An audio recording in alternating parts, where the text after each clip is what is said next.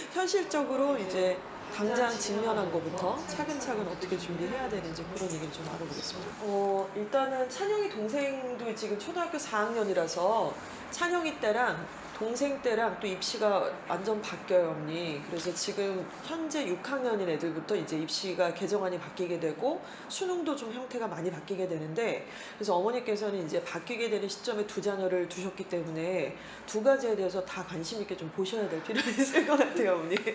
근데 뭐 생각보다 그렇게 막 어렵진 않아요. 이게 이제 막 뭐 전국에 있는 모든 정상적인 초중고를 다니는 아이들을 대상으로 해서 입시를 치르는 거기 때문에 이게 뭐 특별한 어떤 군단을 모집으로 해서 진행을 하는 건 아니라서 우리가 얼마든지 좀 이해를 할 수 있지 않을까 싶은 생각이 듭니다.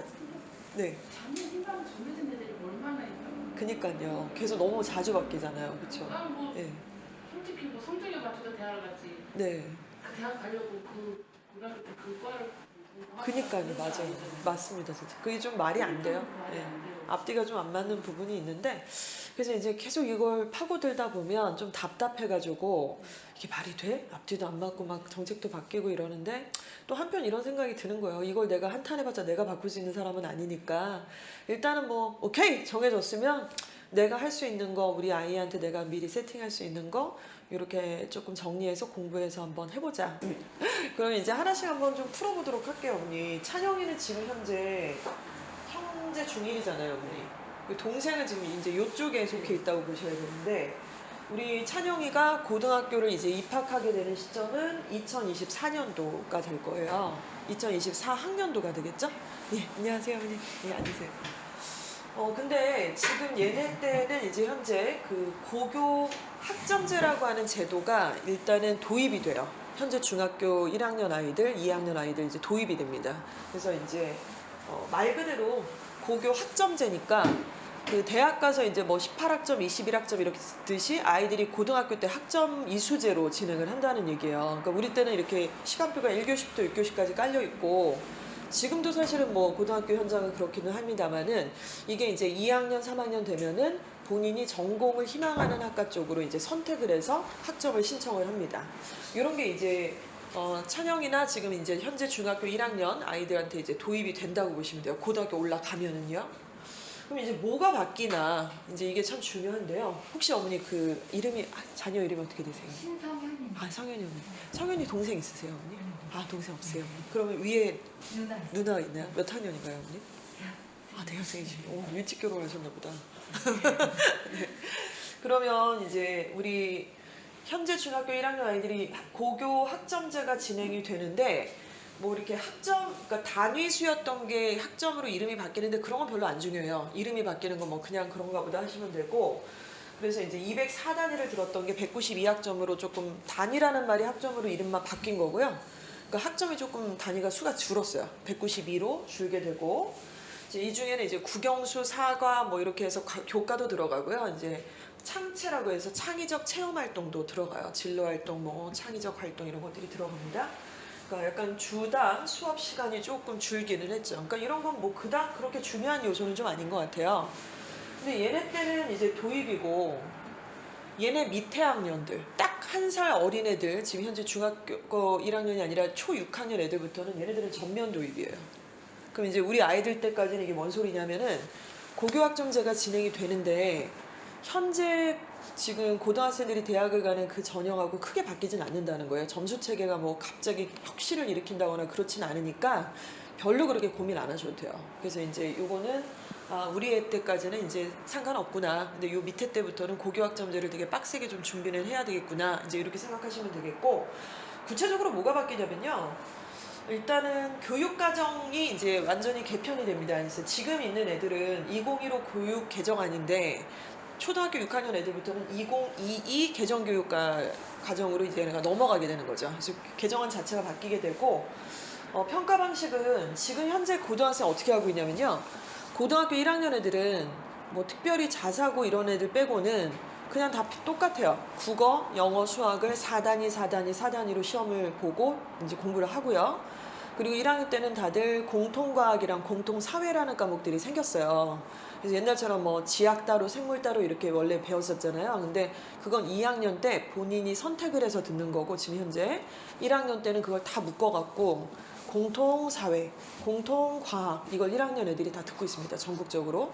공통사회도 단위가 4단이고요. 공통과학도 4단이에요. 단위가 좀 세죠. 그 외에 뭐 학교마다 한국사를 1학년 때 듣는 학교도 있고 보건을 듣는 학교도 있고 조금 다릅니다만은 공통적으로는 국수형에다가 공통사회, 공통과학이라고 생각하시면 돼요. 근데 제가 지금 언급드렸던 이 5개 과목 있잖아요. 이거 1학년 때 다 듣는다고 했는데 1학년 때는 지금 현재 고등학교 애들은 이거를 1등급부터 9등급까지 상대평가로 매겨요. 그래서 1등부터 줄을 쫙 세워서 4% 안에 들면 1등급이고 11% 안에 들면 2등급이고 이렇게 이제 상대평가로 진행을 합니다. 그러니까 굉장히 빡세겠죠. 경쟁 구도죠. 그래서 막 하나 틀리면 혹은 동점자 생기면 갑자기 막 2등급에서 미끄러져서 3등급 문 열고 들어간다거나 이제 이런 상황이 벌어지기 때문에 지금 그래서 내신 전쟁 같은 시기를 겪고 있어요, 사실은. 근데 지금 현재는 그렇게 1학년 때 이런 과목들을 딱 듣고 2학년 때 이제 애들이 문과, 이과 자기의 그 전공과 관련 있는 그 과들을 선택을 해서 일반 선택 과목이 있고 진로 선택, 뭐 심화 선택이라는 과목들이 있습니다. 근데 이 중에 일반 선택이라는 과목들은 그냥 똑같아요. 국영수랑 똑같이 이렇게 상대평가를 해요. 그래서 요거랑 공통 과목 요게 내신에서 굉장히 중요한 과목이 돼버리는 거죠. 근데 선택 과목이라는 것 중에 앞에 진로가 붙은 과목들이 있어요. 혹은 또 심화라는 단어를 붙이기도 합니다. 그래서 진로 선택, 심화 선택이라는 과목이 딱 들어가게 되면 그거는 이렇게 줄 세우기를 안 해요. 그냥 90점 넘으면 A등급, 80점 넘으면 B등급 이렇게 해서 절대평가로 진행을 하고 있습니다. 그래서 이렇게 지금 현재 진행 중인데 우리 아이들은 지금 여기에 속해요. 똑같다고 보시면 돼요. 그래서 선택 과목 하는데 지금 현행이랑 크게 다를 건 없다. 근데 얘네 때는 어떻게 되느냐? 이제 우리 동생 때부터는 어떻게 되느냐? 1학년 때 공통 과목은 다 지금이랑 똑같은데 2학년 때 이 일반 선택이라는 과목이 생긴다 그랬잖아요. 2, 3학년 때. 근데 이게 없어지고 그냥 모든 선택 과목들이 다 A, B, C, D까지로 해서 이제 절대평가로 진행이 되는 거예요. 이거는 서열을 매길 수 없죠. 1등부터 꼴등까지 서열을 매기는 게 아니라 이만큼은 A등급이고 이만큼은 B등급이니까 이거를 갖다가 변별 있게 볼 수가 없어요. 그럼 이제 얘네 때는 1학년 때 공통 과목만 겁나 중요한 이런 상황이 될 거고 이때 뭐 선택 과목들은 변별력이 크게 없구나. 이게 가장 큰 차이입니다. 자, 그리고 이제 지금 현재 중학교 1학년 아이들까지는 현행 수능을 동일하게 볼 거예요. 그래서 영어는 지금 절대평가잖아요. 한국사도 절대평가고 국어는 지금 현재 어떻게 보이는지 아시죠? 올해 첫 해였는데 이제 선택 과목이 생겼어요. 그래서 이제 공통적으로 국어 과목이 있는데 언어와 매체를 선택할 건지 화작을 선택한 건지를 본인이 유불리를 따서 선택을 해서 보고 수학 같은 경우는 미적을 할 건지 기하를 할 건지 확통을 할 건지 셋 중에 하나를 선택하면서 지금 시험을 보는 게 올해 첫 해였죠. 그래서 이게 진짜 말이 많잖아요, 지금. 엄매랑 화작이랑 뭘 선택했는지에 따라서 국어 전체 토탈 점수가 높을 수도 있고 낮을 수도 있고 이제 이런 상황이 되다 보니까 조금 이제 경우의 수가 좀 많아지는 상황이 됐습니다. 그 수능이 올해 처음 시작이 됐는데 우리 아이들까지는 그 수능이 고스란히 똑같이 진행이 된다는 말씀이에요. 근데 얘네 밑에부터는 또 바뀐다 그랬잖아요. 수능이 바뀌어요. 그러니까 얘네 때부터 진짜 장난 아닌 거예요. 그래서 여기 공부를 진짜 열심히 해야 되고 어제 저희가 예비 중일 학부모님들 오셔가지고 같이 이제 얘기를 좀 많이 나눴는데 관심이 너무 많으시더라고요. 그러니까 바뀌게 되니까 좀 겁도 나고 두려운 마음도 좀 있고 해서 이제 이런 관심들을 많이 가지셨습니다.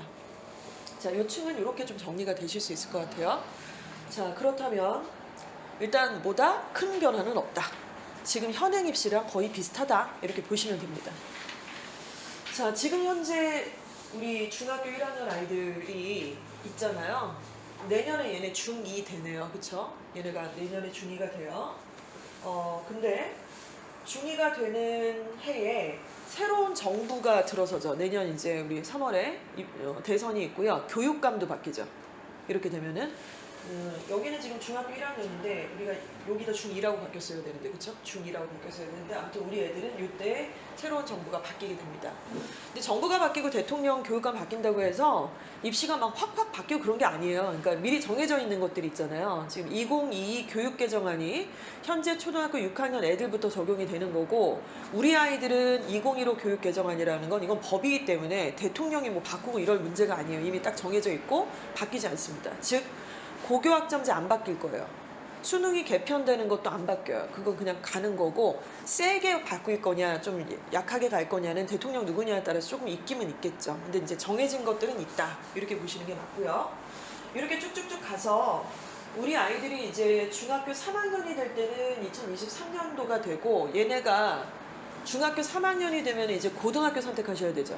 근데 고등학교 어디 생각을 하세요? 지금 생각해서는. 고등학교 선택할 때 어디 생각하고 계세요? 일반고 중에 어디 생각하세요? 숭실고. 숭실 아니면 뭐 충암 아니면 대성 이렇게 생각하실 것 같아요. 그러면 아들들이니까.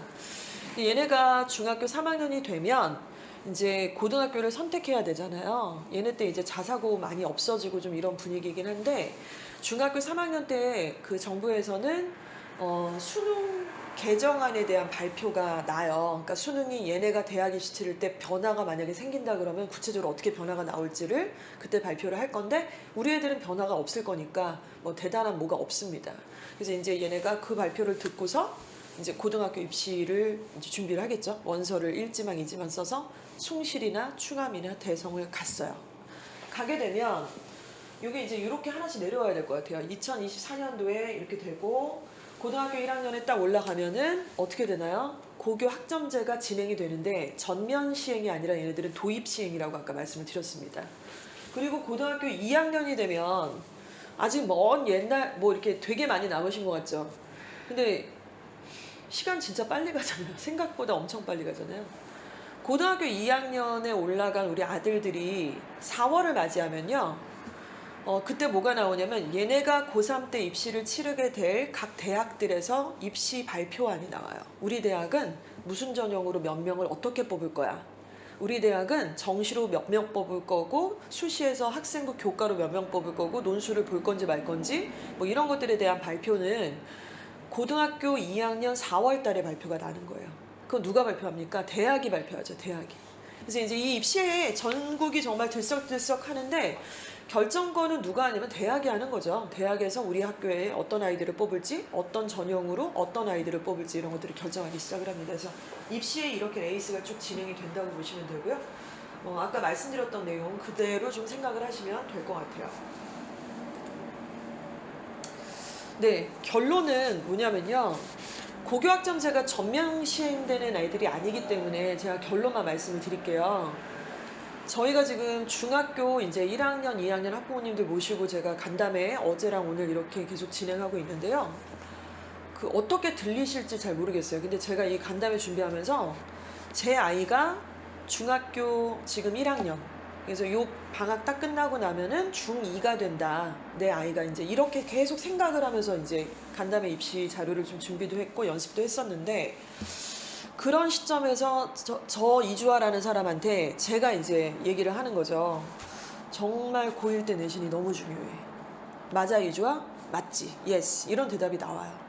오늘 제가 조금 어떻게 보이시는지 모르겠는데 제가 어제 한 2시간밖에 못 잔 것 같아요. 오늘 이제 예일여고 1학년 내신 직보가 있었어요. 내일이 이제 영어 시험 보는 날이거든요.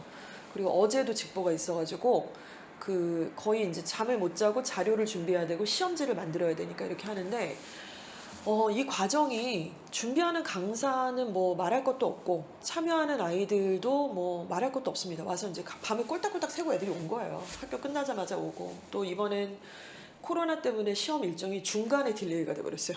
이틀을 봤는데 확진자가 중간에 나와서 갑자기 안 봐버리고 누구누구는 이번 시험을 못 볼 수 있다 이렇게 통보도 받고 갑자기 뒤집어져서 또 다시 봐야 된다 이런 얘기도 들어서 좀 혼란이 있었는데 이런 어려운 시기에 애들이 이제 다들 와서 오늘도 이제 한 50명 정도 아이들 와가지고 같이 직보를 좀 했었습니다.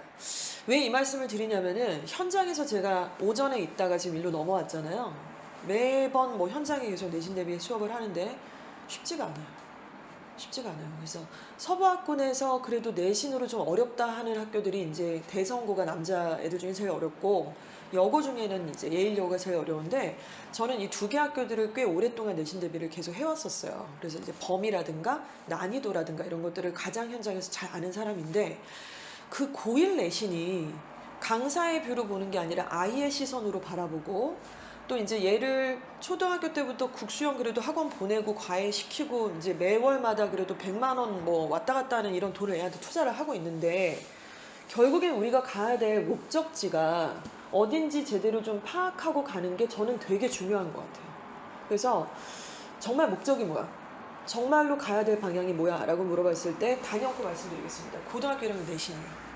근데 이게 왜 이런지 아시겠죠? 아까 앞장에서 제가 보여드린 것처럼. 입시는 지금 어머니께서 입시 한번 치르셨잖아요. 큰 자녀 때 이제 대입을 치렀는데 그때는 뭘로 보내셨어요? 대학 보낼 때? 수시 정시 중에서 뭘로 보내셨어요, 언니? 수시로 보내셨어요. 그때 뭐 학생부 종합으로 보내셨나요? 아니면 논술 뭐 뭘로 내신으로 보내셨고요. 교과로 보내셨네요, 그러면. 근데 지금 입시가 이제 수시에서도 종류가 한 가지가 아니라서 그러니까 어떻게 원서를 써야 될지 이런 것들도 우리가 좀 미리 공부하는 게 정말 필요한데요. 우리 동네 애들은 정시로 못 가요. 그러니까 정시로 갈 거면 재수를 해야 되더라고요. 그러니까 정시는 다 봐야 되잖아요. 국어, 영어, 수학이랑 이 탐구 과목까지 다 봐야 되잖아요.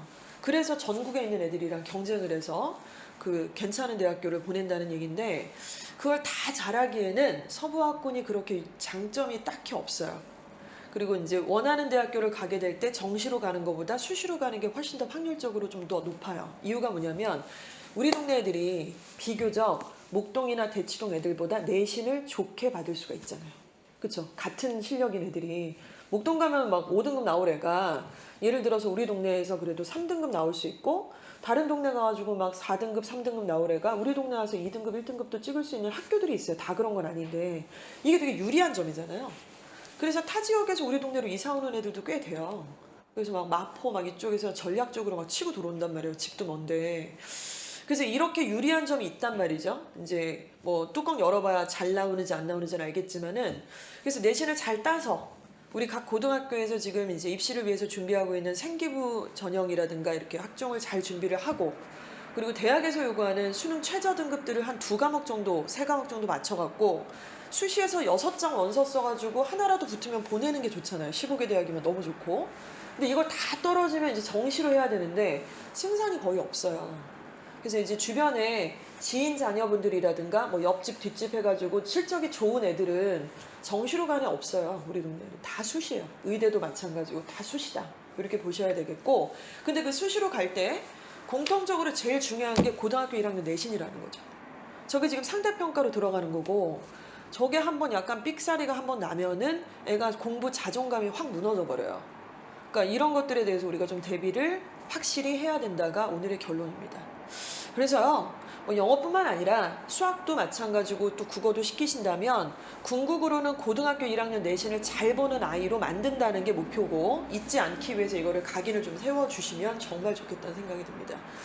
제일 답답한 게 이런 거예요. 목동에 이제 유명 학원들도 중학교 3학년 애들이 왜 토플을 하고 난리예요. 토플을 왜 해요, 걔네가? 뭐 유학 보낼 것도 아닌데 토플을 왜 자꾸 하냐고. 중3인데. 수능 시켜야죠. 고등학교 1학년 내신 시켜야죠. 그리고 이게 고2, 고3에 뒤집어지는 이 내신 시험이 아니다 보니까 막 절대평가로 때려버리고 저러니까 옛날 같지가 않은 거예요. 옛날에는 고등학교 3학년 1학기더라도 굉장히 비중이 컸어요. 내신 비중이. 그래서 이게 뒤집어질 수 있기 때문에 끝까지 포기하지 마라 이런 얘기를 정말 많이 했는데 2년 사이에 저희 간담회 내용은 다 바뀌어버렸습니다. 저희가 바뀐 게 아니라 입시가 바뀌어버린 거죠. 자, 고1 내신이 너무 중요하다 이런 말씀을 드렸어요. 근데 고1 내신 잘 볼 것 같으세요? 잘 모르시겠죠? 감이 안 오시죠 지금, 그쵸? 근데 감이 안 올 수밖에 없어요. 일단 중학교는 지금 내신을 다 절대평가로 평가를 해버리잖아요. A, B, C, D, E로 평가를 해버리고 아직 시험 본 적도 없죠 지금. 중1이라서. 중2 때 올라가면 뭐 한 번, 두 번 볼까 말까 약간 이런 식이잖아요 요즘에. 근데 그 시험조차도 A, B, C, D로 이렇게 절대평가를 하다 보니까 어떤 일이 벌어지냐면 실제로 지금 보시는 가제울, 명지, 충암, 연서 이렇게 있는데 여기 지금 숭실중학교가 없습니다만은 아무튼 요 정도 수준이라고 좀 볼게요. 그 A등급을 받는 아이들은 어떻게 되냐면 학교에서 성취도 평가기 때문에 몇 명까지 잘라서 A등급 줄게가 아니잖아요. 90점만 넘으면 A등급 줄게니까 어떤 학교는 전교생의 40%, 어느 학교는 전교생의 35% 이렇게 다 A를 받는 거예요. 근데 아까 말씀드린 것처럼 고등학교로 올라가면 상대평가는 4%까지가 1등급이고 2등급은 11%까지인데 지금 가재열 중학교 보세요. 여기 국립이라고 지금 완전히 끼부리는 거지. 완전히. 이게 말이 됩니까? 1등급을 66.8%가 받고 앉았고 이건 말이 안 되죠. 50이 넘어갔어요. 1등급이. 자, 그리고 이제 충암중학교 같은 경우는 35.7이나 35.3 과목마다 조금 차이가 있습니다만 지금 빨간 색깔 표시한 거는 좀 되게 빡센 1등급을 준 학교들인 거예요. 충암 같은 경우 18.4나 12.8%를 1등급을 준 과목들도 있습니다. 근데 되게 짜게 줘서 빨간 색깔로 특별하게 표시를 해놨습니다만은 그래도 18.4라는 것은 이거를 상대평가로 환산을 해버리면 이 중에 3등급이 들어있네요.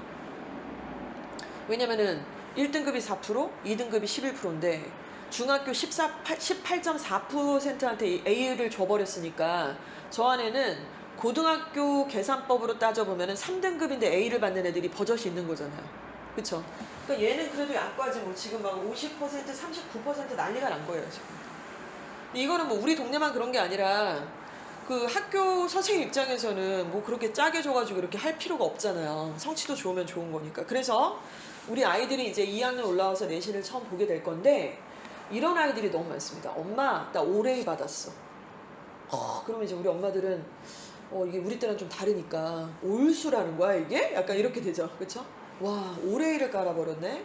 완전 어깨에 약간 뻥도 좀 들어가고 가능성이라는 거에 대해서 생각하고 아까 어머님 의치한 약수는 막 손살에 치셨지만은 마음이 그렇지가 않아요. 그러니까 올해를 딱 받아오면은 한번 해봐? 약간 이런 생각이 좀 들은. 내가 한번 선수 입장시켜? 약간 이런 생각이 좀 들 수도 있죠. 사실은. 근데 어떻습니까? 실상은 아닐 수 있다는 거죠. 대체로. 그래서 제가 해마다 이제 올해 저는 입시가 이제 거의 다 끝나버렸어요. 지금 발표만 기다리고 있는데, 이렇게 내신을 1년에 4번을 다 치르고, 이제 겨울방학 준비하고 내년 3월이 딱 되면은 다시 이제 학교별 회초모여 내신 반이 옮겨지거든요. 고등학교에서. 그러면 이제 첫 중간고사는 5월 첫째 주에 봐요. 4월 말이나. 근데 그 점수 결과가 나올 때쯤에 학원이 제일 바쁜 것 같아요. 제일 바쁜데, 일단은 재원생들한테는 이런 교육을 많이 시켜서 준비를 어느 정도 좀 하는데 외부에서 첫 중간고사에서 내신 상처를 입고 오는 아이들이 있어요. 그래서 이제 어머니 왜 아이도 막 울고 엄마도 울고 그래서 왜 그러세요 했더니 얘가 사실은 정원여 중에서 정원여 중은 좀 잘해요. 이제 여기 이제 서부학군에서도 그래도 좀 방구 좀 낀다는 학교고 대성중학교도 꽤 잘해요 애들이. 그리고 이제 뭐 신도중학교 이쪽 애들이 좀 잘하더라고요. 근데 아무튼 이런 애들이 자기가 그 해당 학교에서 전교 2, 3등이었다. 그리고 이제 정말 올해에는 물론이었고 뭐 회장이고 뭐고 도맡아서 안 해본 게 없고 그러니까 그냥 쭉 학교에서는 그냥 초인싸였던 거예요. 그래서 의심을 안 했던 거죠. 특히 이제 그런 학부모 경우가 누구냐면은 첫째 자녀 엄마예요. 첫째 자녀 엄마. 그래서 아무리 빡세다 그래도 예일여고랑 뭐 대성 가가지고 이렇게 내신 봤는데 뭐 2 하나 뜨고 1 그래도 나오겠지. 왜냐면 올해를 한 번도 넣을 적이 없으니까. 그리고 중학교 때 선생님들이 우쭈쭈 해줘서 너무너무 잘했던 아이고 실제로도 되게 근사한 아이니까. 근데 까보니까 막 3이 뜨는 거죠. 근데 영어만 특별히 그러느냐? 아니에요. 그래서 영어 막 억울해 하시길래 영어만 그러세요? 그러면은 아니 수학도 영어 국어도 비슷비슷하다 이 얘기를 하시는데 그럼 열심히 해서 엄마 기말 때 잘 볼게 그러지만은 실제로 숫자가 그렇게 바뀌지는 않아요. 그러니까 이 잠복기가 좀 긴 거죠. 이제 고등학교 올라가면. 그래서 우리가 이제 그때마다 제가 바쁘기도 하고 정신도 없는데 좀 이런 생각을 했어요. 이거를 왜 미리 모르시지? 이거 알 수 있는 방법이 당연히 있는데 이거를 뭐 추산하고 뭐 이렇게 예측하고 이런 게 아니에요. 숫자를 가지고서 우리가 얼마든지 중2, 중3 때 이것들을 준비하고 얘한테 유리한 고등학교인지 아닌지를 대비를 하는 게 굉장히 중요하다는 말씀을 좀 드리고 싶은 것입니다. 그래서 올해 받아도 별로 기뻐하지 않으셔도 돼요. 올해 받았다고 막 애를 갈굴 필요는 없지만 이제 엄마가 어떻게 하셔야 되냐면 퍼센테이지를 좀 확인하셔야 돼요. A등급 받았어도 얘가 상위 몇 퍼센트야? 96%야, 97%야, 98%야. 근데 그것만 봐서 또 안 돼요. 이 학교 시험이 너무 쉬울 수 있잖아요. 표준 편차가 뭐 별로 그렇게 벌어지지 않는 거라면 결국에는 그 시험 난도에 따라서 얘가 원점수를 얼마를 받았다 할지언정 굉장히 그 표준 편차 반영에서 Z와 점수가 되면은 솔직히 100점 맞아도 1등급이 안 나오는 그런 상황도 벌어지게 되는 겁니다. 올해 수능도 좀 그런 게 있었죠. 자, 그렇게 좀 이해를 하시면 될 것 같고요. 고등학교의 내신 환산법으로 중학생이지만 자꾸 접근을 좀 하셔야 된다는 겁니다. 퍼센테이지, 100% 중에 우리 아이가 몇 퍼센트 안에 드는지 이거를 좀 보셨으면 좋겠어요. 이거는 지금 학교 알림이를 이렇게 5글자를 네이버나 치시면 바로 로그인 안 하셔도 사이트에 들어가셔서 숭실중학교를 탁 치시면 학업 성취도가 다 오픈이 되어져 있습니다. 1년에 2번 이렇게 오픈이 되니까 한번 참고하셔도 좋을 것 같아요. 네.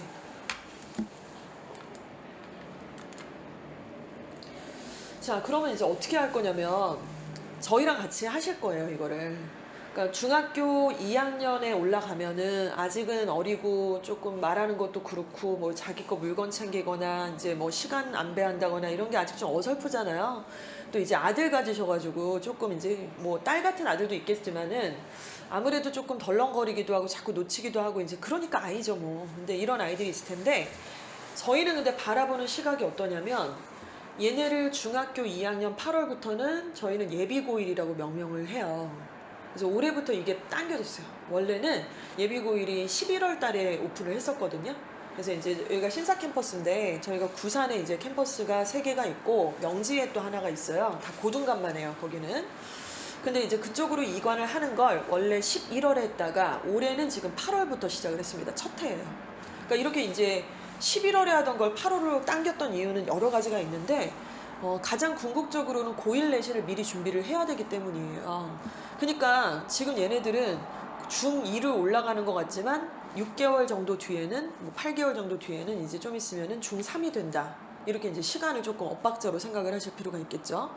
그러면 이제 그때부터 뭐가 진행이 되냐면요. 얘네한테 국수형 모의고사를 저희가 볼 거예요. 국수형 모의고사. 고등학교 1학년 3월 정도 수준이라고 생각하시면 됩니다. 그래서 이제 2021년도에도 3월에는 시험을 받고 2020년도, 19년도 뭐 다 봤을 거 아니에요.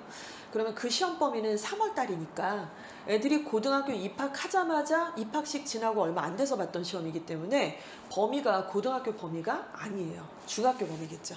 그리고 이제 꽤 풀만해요. 그리고 제가 이제 학원 처음 할 때는 이제 초등부 안 한다 그랬더니 이제 어머님들이 동생들 이렇게 팀 짜서 모아주셔가지고 한두 반 정도를 운영을 했었는데 옛날 얘기입니다. 그때 이제 잘하는 녀석들을 좀 이제 재원생들 동생들이었는데 어쩌죠 이것들 잘하네. 그래서 그때부터 제가 진행을 했던 게 고1 3월 모의고사를 초 6학년들한테 풀어보게 하면 다 맞는 애들이 있었어요. 그때도 항상 있었어요. 그건 그렇게 어려운 시험이 아니에요. 그러니까 겁먹지 않으셔도 돼요. 그래서 이걸 하면 어떤 일이 벌어지냐면은 한 번 봐서는 데이터에 어떤 그 의미가 좀 없죠. 왜냐면 시험이 너무 길기도 하고요. 이제 뭐 이 시험 3가지 종류 국수형 다 보려면은 4시간 넘게 걸려요. 쉬는 시간 합쳐서. 그러니까 애가 엉덩이 붙이고 4시간 동안 시험만 봐야 되는데 우리 보고 당장 그렇게 하라 그래도 진짜 전날부터 약간 뭔가 준비해야 될 것 같고 일찍 자야 될 것 같고 약간 그렇잖아요. 그래서 여러 번 봐야지 데이터가 좀 나올 수 있습니다. 그래서 어떻게 하시냐면 일단 첫 번째 숭실중학교 3학년이 되면요. 얘가 이제 국수형 숭실중학교 내신 시험지가 있을 거예요. 성적표가. 그럼 중3이 되면 그 성적표를 저희한테 내실 거예요. 내시게 될 거예요. 그러면 얘가 국어가 98점, 수학은 99점, 영어는 97점이에요. 원점수만 봤을 때 장난 아니죠. 완전 진짜 맥주 한 잔 사야 될 감이죠. 이 정도면 동네에서. 너무 잘합니다.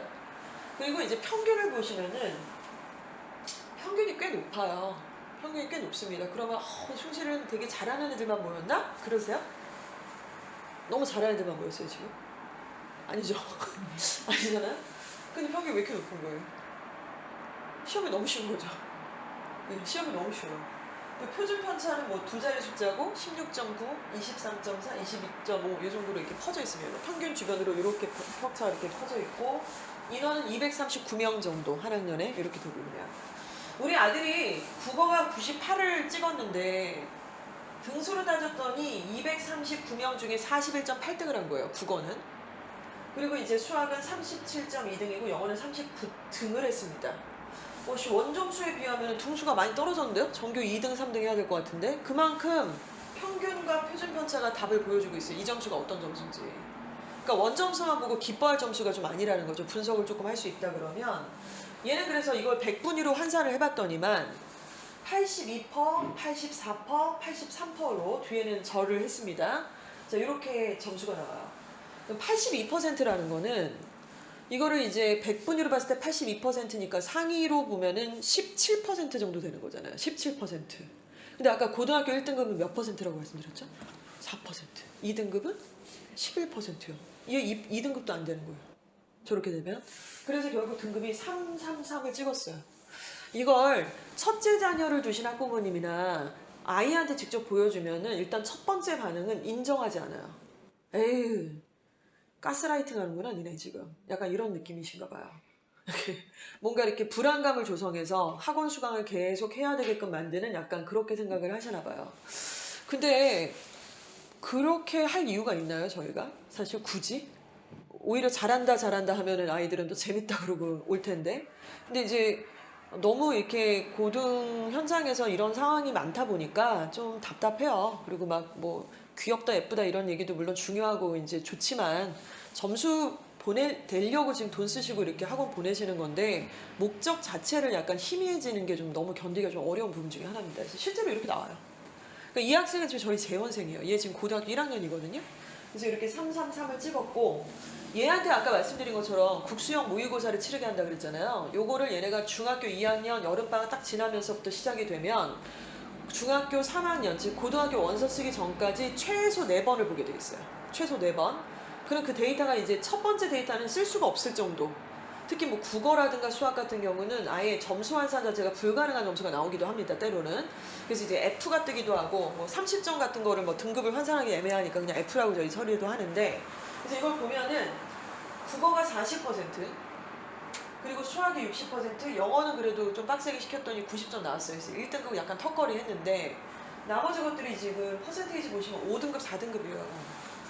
저 이거 보고서 되게 깜짝 놀랐는데 얘가 이제 좀 시간이 지나서 지금 고2를 다니고 있다 그랬잖아요.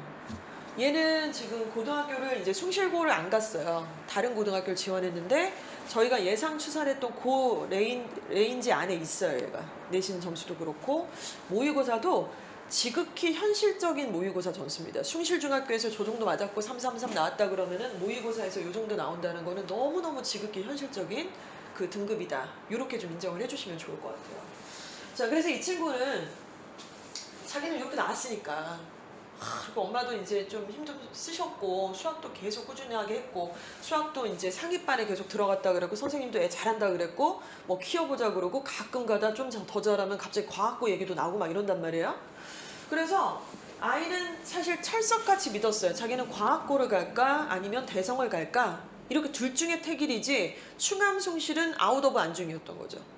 근데 이 성적표를 저희가 오픈해서 아이랑 어머니랑 입실해서 3자 대면을 해서 이제 상담을 한 거예요. 그랬더니 이제 여러 가지 얘기를 1시간 정도 나누게 되는데 한성과학고 지원을 희망을 했지만 저희는 지금 여기다 뭐라고 아무것도 안 썼잖아요. 그러니까 가지 말라는 거예요. 환산 안 나온다 지금. 대성을 가면 내신이 국어가 3.7등급이 나올 것이다. 그리고 수학은 3.5고 영어는 1.5 나와서 토탈로 아마 2.9등급 정도 예상한다. 너 대성 가면 2.9는 이게 이제 숫자만 갖고 봤을 때는 서영군 당연히 못 가요. 서성한이도 못 가요. 중경 외시도 힘들어요. 사실은 대성고면은 중경 외시 정도까지 생각해 볼 수 있습니다만은 사실 저 중경 외시 2.9등급을 갖고 중경 외시를 간다라는 게 그렇게 맞득진 않잖아요. 그게 이렇게 만족할 만한 수준은 좀 아닐 거라고 생각을 합니다. 그래서 이 친구는 결국 대성을 갔어요. 그래서 1학기 내신을 요거보다 조금 더 잘 나왔어요. 왜냐면 얘가 이 시험을 치른 건 중학교 3학년 때잖아요. 그러니까 저걸 하는 이유가 자 정신 똑바로 차리고 봐. 퍼센테이지를 보자. 숫자를 얘기를 하고 있는 거야. 팩트야. 지금이 중학교 3학년이고 7월 달이니까 우리 금조가 지금부터 8, 9, 10, 11, 12까지 완전 너 빡세게 해야 돼. 더 이상 장난치지 마.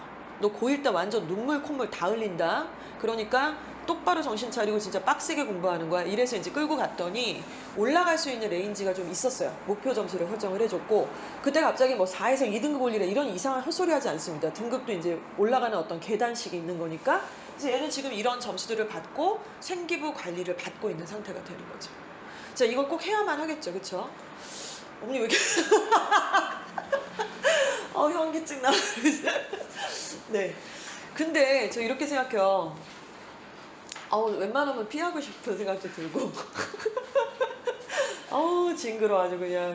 안 그럴 수 없나? 근데 어머니 지금 그냥 마음을 정하세요.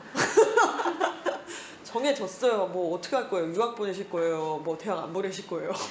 대한민국에서 우리가 서부학군에서 여기가 죽어지고 여기서 애들 초등학교, 중학교, 고등학교 해가지고 이 인근에 버스 타고 지하철 타고 갈 수 있는 대학들 보내면 좋잖아요.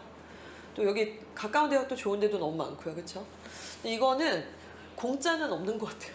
공짜는 없고 엄마 아빠가 한 만큼 고스란히 오지 애한테 맡겨놓고 얘가 뭐 하기 나름이다 옆집에는 지가 알아서 한다 다 거짓말이야. 정말 다 생뻥이에요. 뻥. 뭔 짓을 다 해요.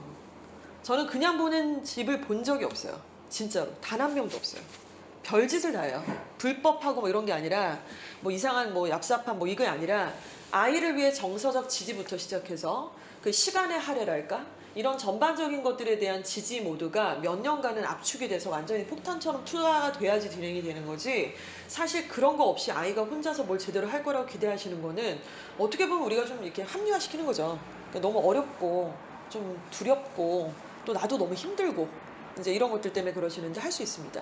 자, 아까처럼 이렇게 국수형 모의고사도 잘 봐야 되고요. 또 이제 숭실중학교에서 내신을 받았을 때에도 저렇게 뭐 원점수 말고 퍼센테이지로 환산도 해라고 했었지만 할 게 많은데 일단 애가 시험을 좀 잘 보는 애가 돼야 되겠죠. 시험을 잘 보는 애.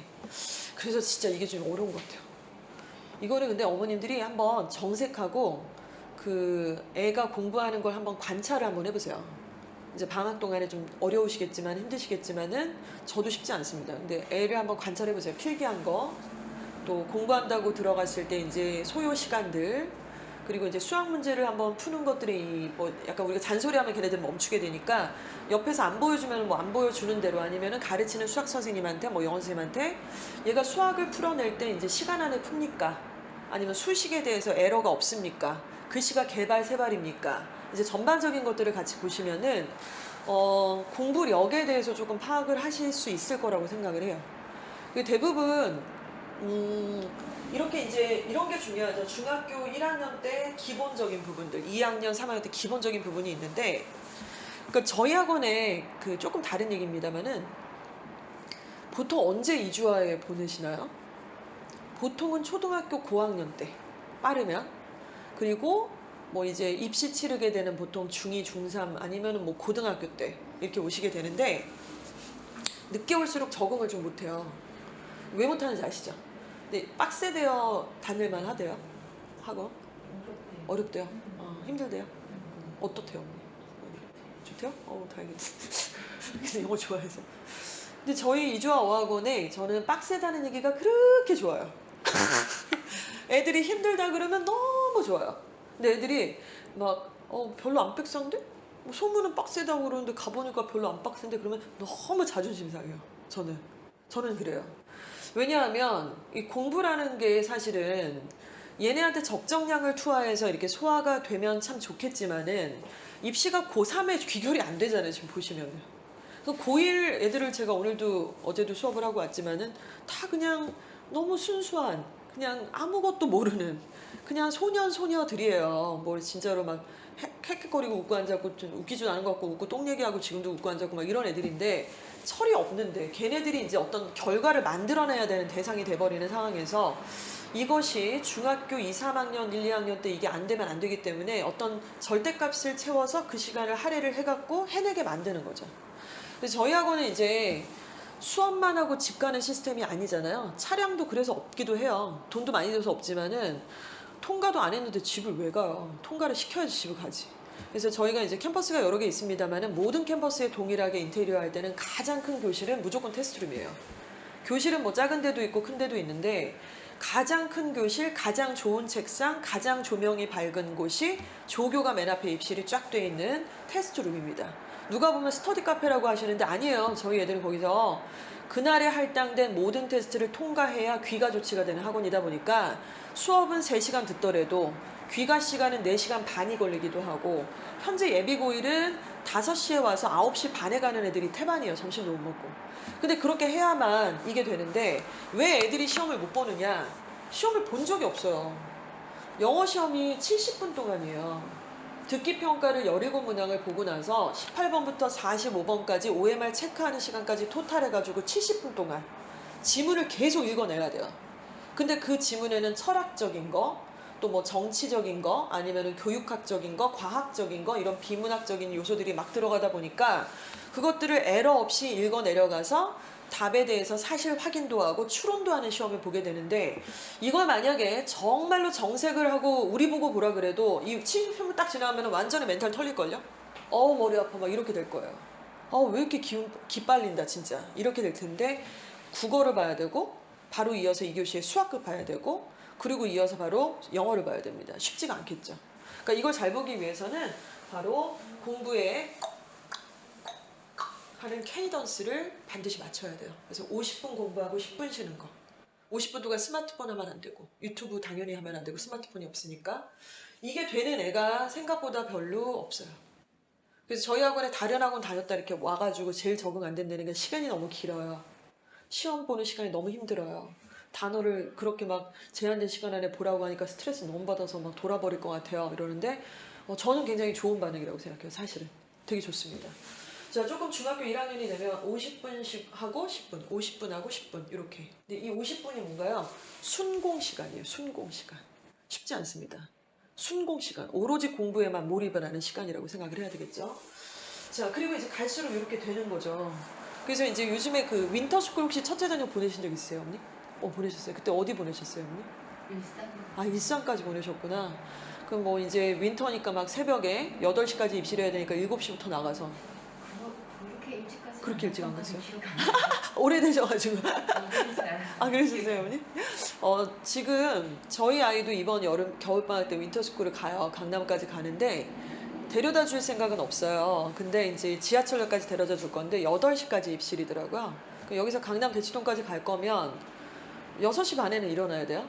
그래서 7시까지 가서 수업을 듣는 윈터스쿨도 있고 수업을 안 듣고 그냥 하루 종일 독학 재수처럼 독학하는 뭐 인강을 듣기도 하고 학원이 있으면 좀 일찍 퇴근도 하고 약간 이런 시스템도 있는데, 그야말로 순공 시간을 얼마나 확보하느냐가 굉장히 질적으로 봤을 때 엄청 중요하겠죠.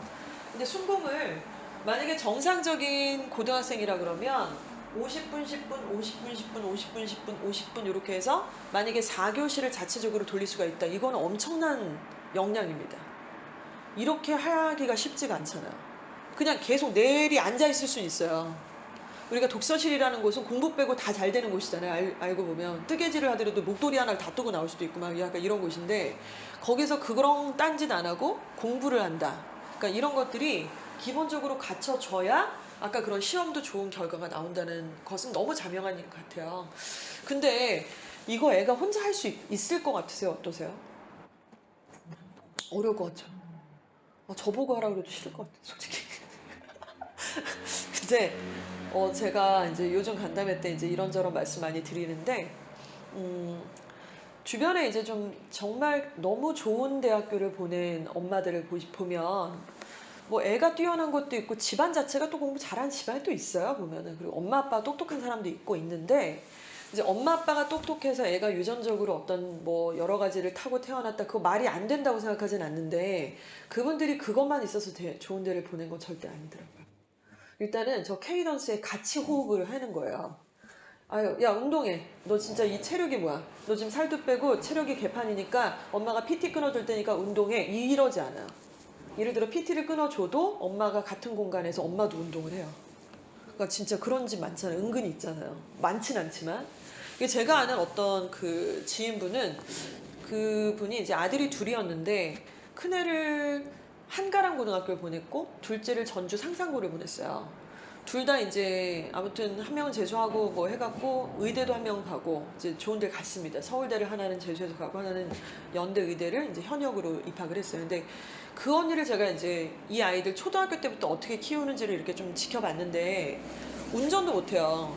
언니가 운전도 못하고 전업주부 반 약간 자영업을 하는 분이었는데, 일단은 운전을 못하는데 애들을 수영을 시키고 싶어서 수영을 레슨을 보내요. 그럼 같이 버스를 타고 월드컵 경기장까지 가는 거예요.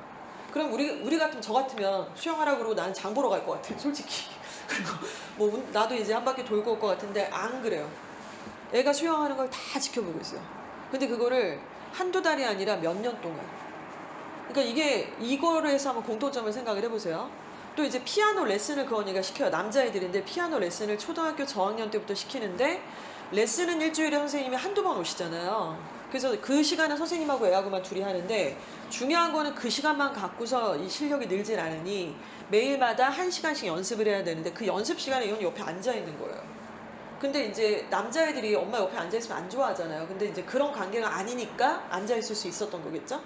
그래서 이렇게 몇 년을 해요. 저 그거 보고 진짜 대단하다고 했어요. 진짜야? 미쳤네. 나 같으면 야, 나 지켜본다 이러고 제 볼일 보고 와서 했어 안 했어요. 약간 이런 스타일인데 완전 다르더라고요. 그래서 걔네들은 지금 현재 다 성인이 됐거든요. 두 자녀가. 남자애들인데 그냥 공부하고 안경 쓰고 약간 평범한 그냥 대한민국의 그런 청년인데 피아노를 무슨 조성진 같아. 완전 난리도 아니고. 완전 피아니스트 그 자체예요. 너무 근사하고 멋있는 거죠. 자, 이 일련의 상황에서 우리가 좀 공통점을 지켜본다면 공부라는 것은 본질적으로 굉장히 외로운 작업이잖아요. 공부를 혼자 독서실에 이렇게 막 갔다가 밤에 지쳤는데 뭐 끝낸 것도 다 못 끝냈고 나는 병신이야 점수도 안 나오고 막 이러면서 혼자서 집에 와서 다녀왔습니다 하고 이제 이게 일상이 되는 몇 년 동안. 근데 또 뭔가 확보된 것도 없고 잘할지 못할지 결론 나온 것도 없는데 전반적으로 되게 외로운 과정인데 이 과정을 정서적 지지자인 엄마가 오롯이 같이 해준다는 거죠. 저는 이게 너무너무너무 중요한 것 같아요. 너무 중요한 것 같고 그래서 이게 첫째 때랑 둘째 때랑 조금 약간 느낌이 엄마가 좀 다른데 이거는 선택의 여지는 아니에요. 정말 보내고 싶으면 어느 정도 좀 대가를 치르셔야 된다는 말씀을 좀 드립니다. 그래서 같이 하셔야 된다는 말씀을 좀 드리는 거죠. 예, 이런 부분 조금 말씀이 길었습니다만은 이런 내용이 좀 준비가 됐습니다.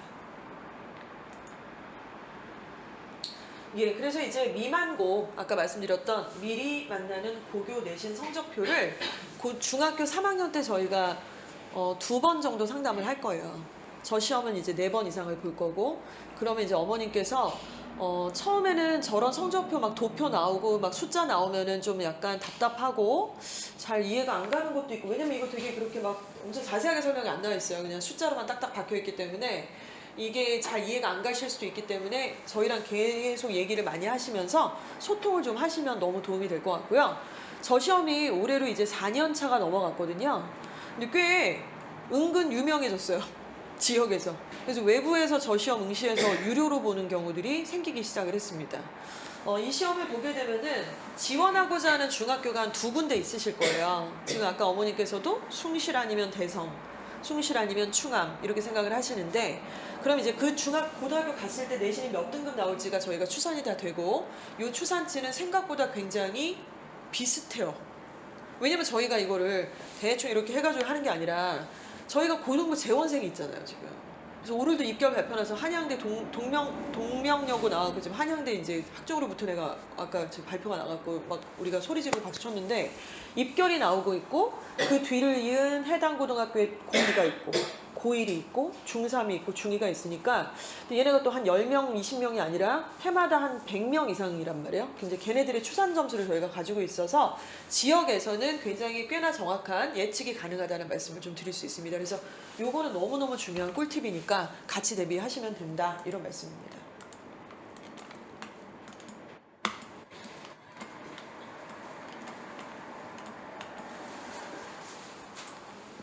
네.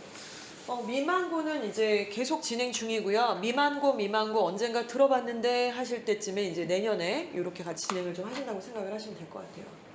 자, 그렇다면 이 숫자를 같이 한번 보면서 정리를 좀 해볼까 합니다. 전국에요, 우리 아들들이 이제 입시를 치르게 될 때, 앞으로 한 5년 남았네요. 그쵸? 입시 치르게 될 때 47만 명 정도가 보통 한 해 입시를 치르는 평균적인 어떤 그 숫자라고 좀 생각을 해보시면 될 것 같아요. 애들 숫자가 많이 줄어가지고 47만 명. 전체 인원이 47만 명인데 애들 중학교 3학년 됐을 때 국어, 영어, 수학, 모의고사 치르는 거 이주와 어학원이 너무 설치는 것 같으세요? 애들이 중학교 3학년밖에 안 됐는데 국수형 고1 모의고사를 막 어떤 일개 학원에서 막 애들을 데리고 치른대요. 얘네는 영어밖에 안 하면서 막 국어도 한다 그러고 수학도 한다 그러고 막 애들 옛날에 코로나 전에는 김밥까지 막 사다 먹여가면서 막 이렇게 진행을 했단 말이에요. 지치니까. 이거 오바 같으세요? 어떠세요?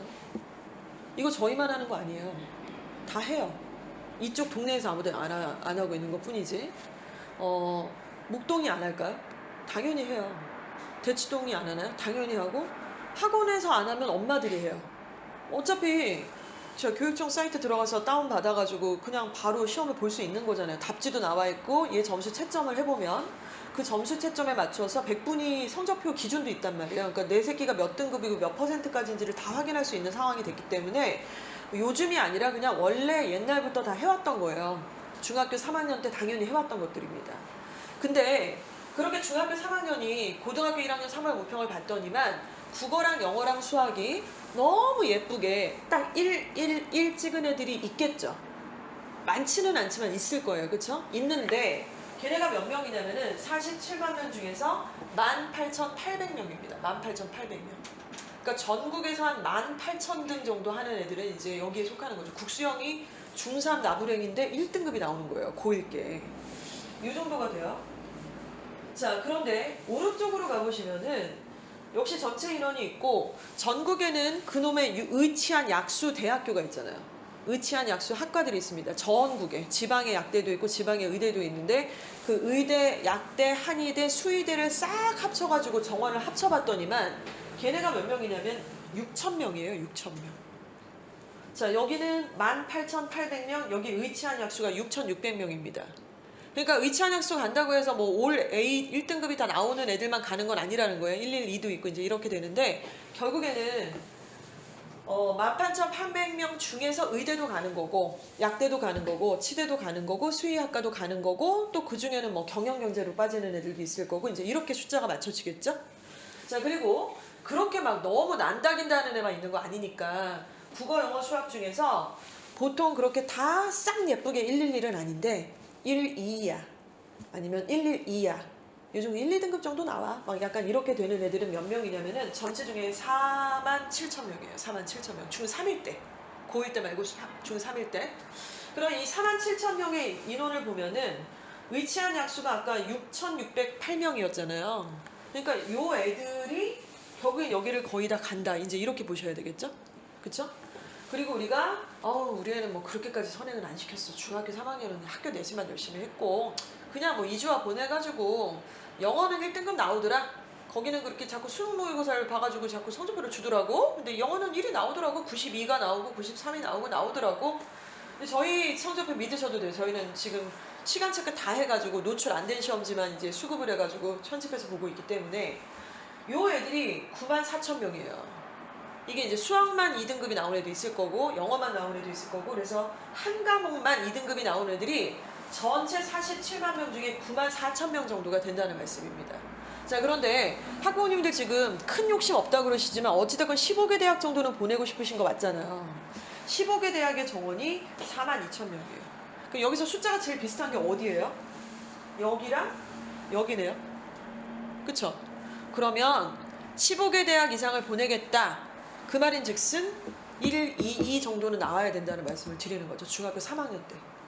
영어는 1인데 수학은 5 찍고 국어는 4 찍고 이러면은 고1 때 내신이 잘 나오기가 어렵잖아요. 현실적으로. 그렇죠? 그래서 중학교 3학년 때 그 학교 가서 미리 그 학교 내신을 볼 수는 없으니까 그거는 이제 범위가 있는 시험이고 이제 교과서라든가 부교재가 구체적으로 있는 건데 그걸 공부를 시킬 필요는 없잖아요. 어디 될지도 모르는데 지금은 국수형의 모의고사를 치러가지고 영어도 국어도 수학도 목표를 딱 세우셔가지고 중학교 3학년 때 저렇게 만드시면 확률적으로는 굉장히 많이 오픈이 돼버리는 상황이 된다는 말씀입니다. 자, 결론은 뭐냐면요. 어떻게 들리실지 모르겠어요. 고등학교 올라가면 돈을 써도 답이 안 나와요. 과외비는 더 비싸요. 기본적으로 10만 원 이상씩 더 비싸잖아요. 기본적으로. 그리고 좀 잘 가르친다 그러면 뭐 어느 아파트에 무슨 수학 선생님 막 기다려야 되고 앉았고 티오도 없다 그러고 근데 그것도 잘 모르겠어요. 그렇게 뭐 좋다고 해서 갔는데 팀은 짰는데 우리 애한테 맞춤형 수업도 아닌 것 같고 너무 선행만 시키고 그리고 등급은 당장 안 나오면 뭐 범위가 그게 아니라는 둥 뭐 이런 얘기를 하게 되고. 그래서 저는 학부모님들이 조금 더 구체적으로 약간 표현을 빌자면 진상을 좀 하셔야 된다. 수학학원에도 우리가 몇십만 원씩 지금 매달마다 지금 얼마를 줘요. 어머니 혼자서 어머님 용돈으로다가 한 달에 몇십만 원씩 쓰세요? 저도 못 쓰는데. 저 못 써요. 그렇게 안 되잖아요, 우리가. 근데 교육비는 어쩔 수 없으니까 그냥 송금해서 뭐 38만 원, 45만 원 이렇게 쓰는데 수학 같은 거 결제할 때 지난번 방학 때 보니까 한 달에 100만 원을 넘게 결제를 해가지고 진짜 짜증나. 등급 받아온 거는 지금 이 모양인데 이렇게 썼다고? 근데 또 이제 점수 안 나오니까 가서 얘기도 잘 못해. 생각보다. 근데 이제 한 번씩 미팅을 하셔가지고 어떻게 된 판이냐. 고1 거 모의고사 보면 몇 등급 나올 것 같냐? 아, 그렇게는 아직 좀 더 기다려야 됩니다. 아니다. 나는 좀 알고 싶다. 그래서 아니다. 그럼 아니다. 아니다. 그러시면 아니다. 이렇게 계속 좀 얘기를 하셔가지고 수학 학원이라든가 과외 선생님한테도 요구를 좀 하셔야 된다는 말씀이죠. 그래서 여기서 이렇게 공부를 하신 다음에는 그런 얘기들을 좀 대화가 되실 수 있게끔 만드시면 정말 좋을 것 같아요. 고1 내신이 깡패니까요. 나 이렇게 말씀을 좀 드렸습니다.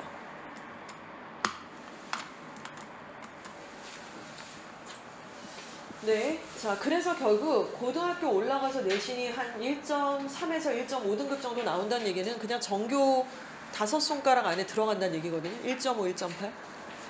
그럼 요런 거 이제 들어가고 모의고사가 수능 최저를 뭐 3합 4다, 3합 5다. 고대가 지금 현재 제일 빡센데 4합 7이다. 이렇게 수능 과목의 최저를 맞춰오라고 합니다.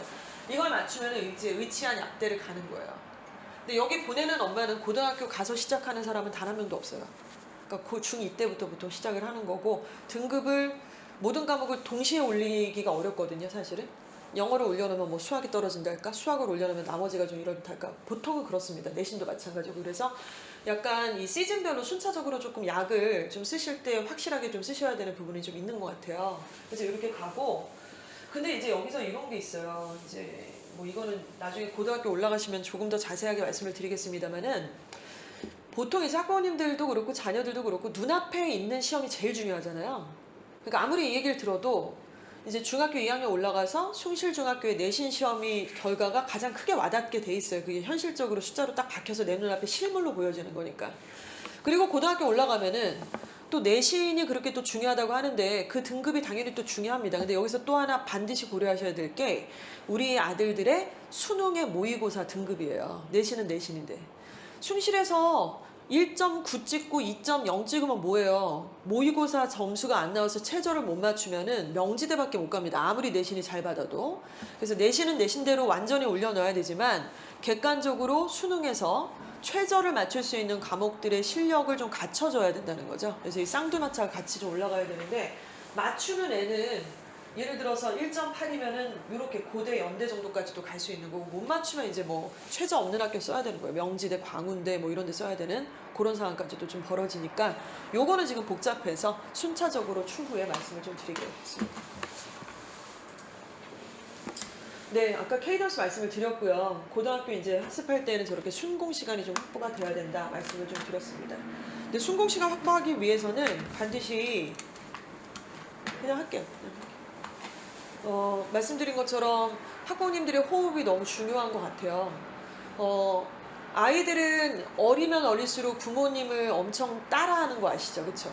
그리고 이제 어머니 아시겠지만은 첫째가 그러면 여자인가요? 딸이세요? 그러니까 어머니 더 느끼실 것 같아요. 저도 큰애가 지금 대학생인데 그 애들이 커도 엄마의 영향력이랄까 아빠의 그 말 한마디의 영향력은 계속 되는 것 같아요. 삶의 지표가 되기도 하고 어떻게 해야 된다 어떻게 하면 안 된다라는 거를 고스란히 몸으로 다 애들이 다 보여주고 나한테 주워 들은 얘기 지가 밖에 나가서 또 하고 있고 다 똑같아요. 거울처럼. 내가 책을 안 읽는데 애가 읽을 리가 없고 내가 뭔가 이 정해놓은 태스크를 끝까지 안 하는 스타일인데 애가 할 리가 없고 내가 정리를 옷장을 개판으로 하는데 애가 할 리가 없고 똑같은데 순공 시간을 정말 확보를 하자면은 사실은 정말 같이 조금 호흡을 하셔야 된다. 이제 이런 말씀 좀 거듭해서 좀 드리면서 네, 그 다음 케이스로 넘어가도록 하겠습니다. 네, 이건 이제 아까 내신 등급에 대한 최저를 말씀을 좀 드리는 거고요. 예. 그래서 복잡해서 저 앞 페이지는 조금 학년이 좀 올라가시면은 순차적으로 좀 말씀을 드리고 싶습니다. 자, 정리를 좀 해볼게요. 지금 우리 중학교 현재 1학년, 그래서 2학년을 앞두고 있는 우리 학부모님들 자녀들은 고교학점제가 도입이 되지만 전면 시행에 해당되지는 않습니다. 현행의 입시 구조를 그대로 똑같이 따라하니까 고민하실 필요는 없는데 재수를 하면은 좀 골 때려지는 상황이에요. 왜냐면은 수능이 개편이 되니까.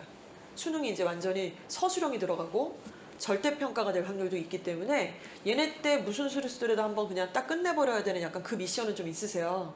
그래서 수시 공부를 지금 더 열심히 하셔야 된다는 얘기고, 자, 그러면 수시로 대학을 보낼 거면 애초에 뭐 재수시킬 생각을 지금 있으신 건 전혀 아니시잖아요. 고등학교 1학년 내신이 너무 중요하다. 그러면 숭시를 보내든 대성을 보내든 그것은 고1 3월이 시작되는 게 아니라 중학교 2학년 때 본격적인 진행이 되기 때문에 이주와 어학원에서도 수능 모의고사를 애들한테 계속 정색하고 진행이 될 거고 국수형을 다 시킬 거다. 이제 이런 말씀을 좀 드렸습니다. 자, 제가 준비한 내용은 여기까지고요. 이제 커리큘럼 수업 구체적인 내용에 대해서는 저희 최희재 부장님께서 나오셔서 같이 설명을 좀 드리겠습니다. 반갑습니다. 인사부터 드리겠습니다. 저는 최희재 부장입니다. 앞서서 이제 대입의 전형, 이제 변화, 뭐 이런 이제 학습적인 부분들을 어떻게 진행이 돼야 되는지, 그리고 어떻게 함께 가야 되는지를 이제 들으셨다면, 그럼 이주와 어학원에서는 어떻게 준비를 하고 있으며, 커리큘럼 상으로는 어떤 식으로 지금 변화가 가고 있는지에 대한 설명을 드리려고 하고요. 저희가 이제 총 레벨은 이렇게 4단계가 있는데, 정규 레벨이 3단계인 거고, 정규 수업에 들어가기 아직 힘든 친구들이 있어요. 그러니까 학원을 처음 다니거나, 그동안 이제 중1이니까 스토리텔링이나 원어민 수업이나 회화 위주로 했다가 이제 예비 중2가 돼서 내신을 겪어야 되니 문법도 해야 되고 어휘도 해야 되고 그러면 거기에 수반되는 영작, 서술형 대비도 해야 되고 이제 이제 시작하자라고 하는 이제 어머님들도 계셔서 이제 기초반이 들어가 있어요. 그래서 기초반의 특징은 뭐냐면 기초반은 여러 가지를 한 번에 다룰 수 있는 학생들이 아니어서 문법도 딱 팔품사.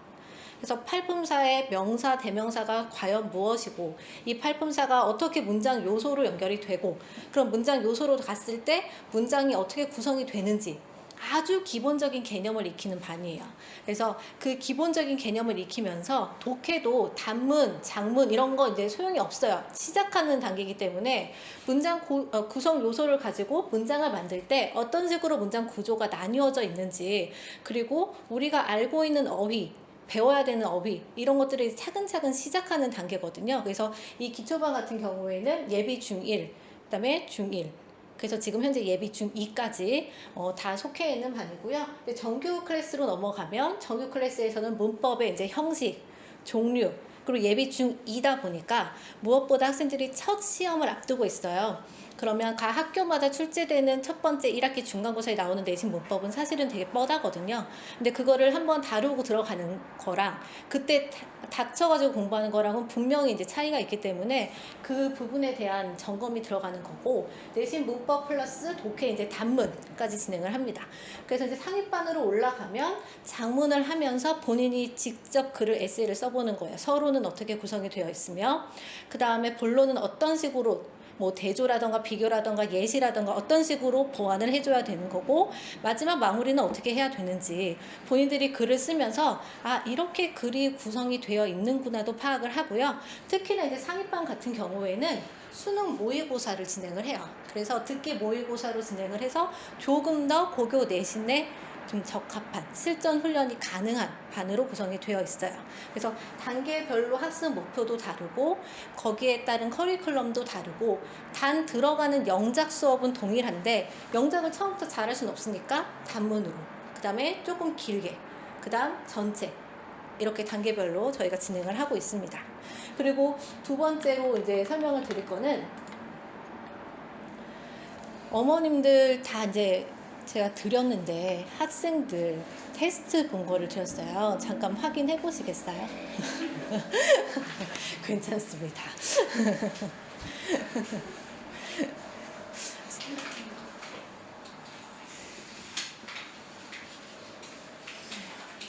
한숨을 아직 보시기도 전에 한숨을 저희가 이제 구성한 게 단어 테스트 단어 테스트는 이제 여러 번 이제 결과를 받아 보셨을 테니까 단어 테스트 말고 문법, 독해 이제 테스트가 있어요. 저희 학원의 문법, 독해 리뷰 테스트의 특징이 있습니다. 서술형이에요. 문법을 보면 문법의 개념부터 저희가 서술형으로 다 기재하도록 되어 있어요. 이유는 단 한 가지예요. 정확하게 알고 넘어가자는 거예요.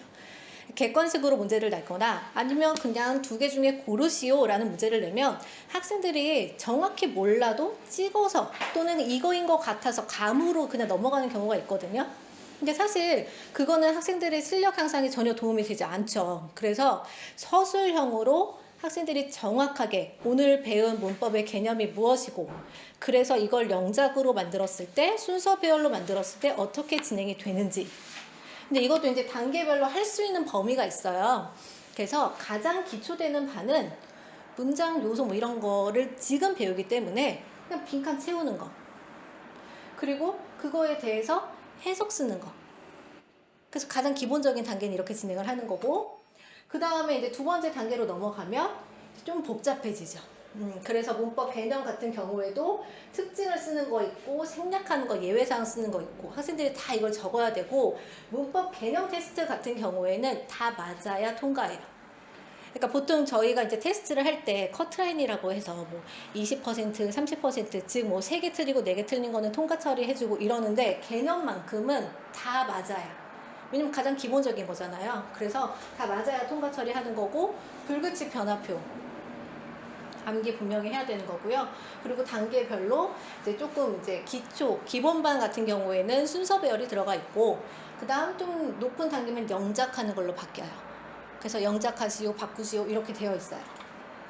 그리고 독해 같은 경우에도 동일하게 진행을 하는데, 독해도 어법상 틀린 거, 단어, 그리고 영작하시오 이렇게 들어가고요.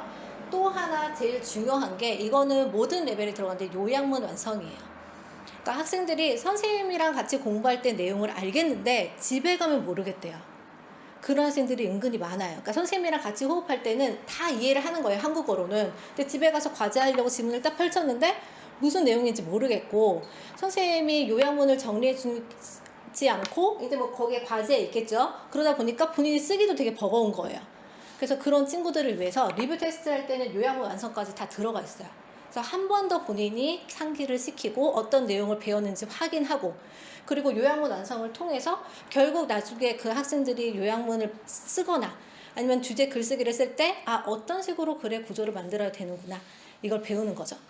그래서 모든 것은 영작을 하기 위한 기본 단계라고 생각하시면 되고, 거기에 문법이 있는 거고 어휘가 있는 거고 독해가 있는 거고, 그래서 그 단계대로 저희가 지금 진행을 하고 있습니다. 그리고 하나 더, 이제 서두에 제가 말씀드렸다시피 이제 예비 중2니까 중학교 내신을 처음 보는 친구들이에요. 그래서 그 1학기 중간고사, 기말고사에 나오는 내신 문법은 사실 정해져 있다라고 말씀을 드렸잖아요. 그걸 한번 정리하고 가는 친구들이랑 그때 닥쳐가지고 하는 친구들이랑은 분명히 문법 문제에서 차이가 나요. 특히 어떤 학생들이라면 문법이 좀 부족한 친구들. 근데 저희가 12월 학기에 새로 시작을 했는데 그 문법책이 마무리할 때까지는 2월, 그러니까 3개월이 소요가 돼요. 3개월 소요가 되면 조금 꼼꼼하게 간다라는 장점은 있지만 3개월 동안에 처음 12월 첫째 주에 배웠던 거를 2월 말이 되면 학생들의 대부분이 뭐 배웠지? 맞아, 기억을 못해요. 네, 그래서 방학에 이제 1월 한 달 동안에 다시 한번 돌리는 거예요. 문제집 한 권을 더. 그러면 3개월 동안에 차근차근 배웠던 거 플러스 한 달 동안에 집중적으로 내신 문법을 한 번 더 하니까 이 친구들은 3개월 동안에 결국은 문법을 2회독을 하는 거거든요. 그리고 그 문법은 다 뭐랑 기초로 되어 있냐면 중2 첫 번째 이제 시험 볼 내신 문법을 근거로 기준으로 되어 있어요. 그래서 그렇게 겨울 방학을 조금 더 알차게 바쁘게 보낸 친구들은 분명 1학기 중간고사의 성적이 달라질 거고요. 중학교 내신이 고등학교 내신만큼 그렇게 중요하진 않은데 첫 시험이 중요한 이유는 학생들에게 공부에 대한, 영어에 대한 자신감을 심어주기 때문이에요. 그래서 그거를 놓치면 안 되기 때문에 저희가 1월에 딱 준비를 한 거고요. 새로 이제 학년이 넘어가면서 학생들도 마음가짐을 조금 다시 하게 될 계기가 될 거예요. 그래서 이거는 이제 화목에 진행을 하는 것이고, 제대로 공부하자, 방학 동안에 2회독 하자, 이게 이제 목표가 되는 겁니다. 그래서 이렇게 진행을 할 거고요. 예비 중2 내년 7월까지 2학년의 이름으로 진행을 합니다. 그래서 내년 7월까지 저희가 방학특강을 비롯해서 모의고사 총 3번 진행을 하고요. 그리고 1학기 중간고사, 기말고사 진행을 해요. 학교에 따라서 중간고사를 안 보고 기말고사만 보는 학교들도 존재를 해요. 하지만 이제 중간고사, 기말고사 다 보는 학교들도 많기 때문에 그 준비 진행을 할 거고요. 그리고 특히나 주제 발표라고 해서 학생들이 직접 글을 쓰는 것도 상반기에 준비가 되어 있어요. 그래서 영어 학원인데 왜 국어로 주제 발표 글을 쓰지? 라고 이제 물어보시면 국어로 제대로 쓸 줄 알아야 그 다음에 영어로 쓸 수 있기 때문에 문장 구조 같은 거 파악하는 거 쉬운 한국어로 먼저 하고요. 그 다음 수업 시간에 영작으로 갈 거예요. 그래서 이 모든 단계를 지나가면 이제 내년 8월이 되면 이제 3학년이 됩니다. 그럼 또 고교 내신에 한 발자국 또 다가가겠죠. 우리 친구들이. 그래서 한숨을 그래서 중2부터는 진짜 이제 찐으로 고교 내신을 준비해야 되는 시기이고 대입을 생각해야 되는 시기이고 그렇기 때문에 호흡을 어머님이랑 학생이랑 학원이랑 같이 진행을 해야 되는 정말 중요한 시기여서 이 시기 동안 저희도 정말 알차게 커리큘럼 준비하고 계속적으로 변화하면서 관리하고 있으니까 어머님들도 혹시 궁금한 내용이나 보완하고 싶은 내용이나 아니면 걱정되는 부분이 있으시면 저희랑 같이 고민을 털어놓으시면 좋을 것 같아요. 네, 그래서 저희가 준비한 건 여기까지고요. 나머지는 사전 질문 받은 걸 토대로 다시 한번 설명을 드리도록 하겠습니다.